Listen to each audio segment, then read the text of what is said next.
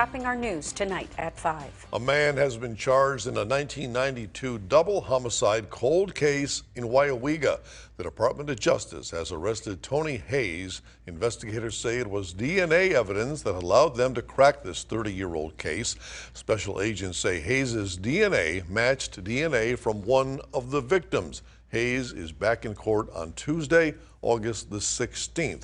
Local 5's Barrett Tryon has a closer look at what exactly investigators did to collect all these pieces. He joins us now live in the newsroom. Barrett? Well, Michelle and Tom, Timothy Mumbrew and Tana Togstad were both found stabbed to death inside Tana's home on March 21st, 1992. Since then, investigators have really been trying to figure out what exactly happened. Now, Hayes' DNA was a match for a sample that was kept from those 1992 killings.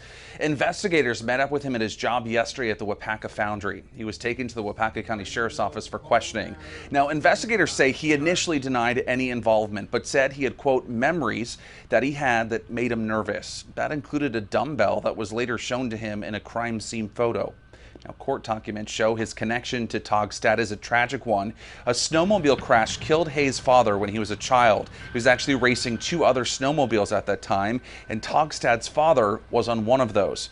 On the night of March 20th, 1992, Hayes says he was drinking heavily, and it made him start thinking about that deadly crash. He then went to Togstad's home. He said he could not explain why he was there to investigators, but did say, quote, it was not to hurt anyone. That's when he got into a, quote, scuffle with Mumbrew. Now, Hayes told investigators moments later he stabbed Mumbrew, and after punching Togstad, he stabbed her as well. Hayes told investigators he has no idea why he did it.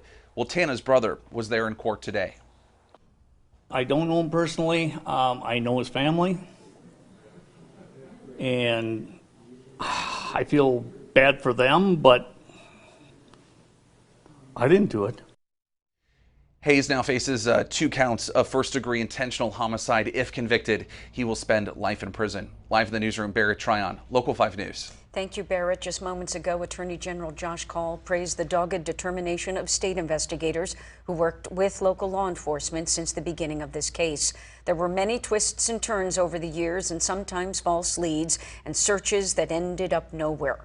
Kaul wouldn't detail how investigators developed Hayes as a suspect, but confirmed in a Zoom call with Local 5 News that DNA from the man they arrested matches DNA from the crime scene.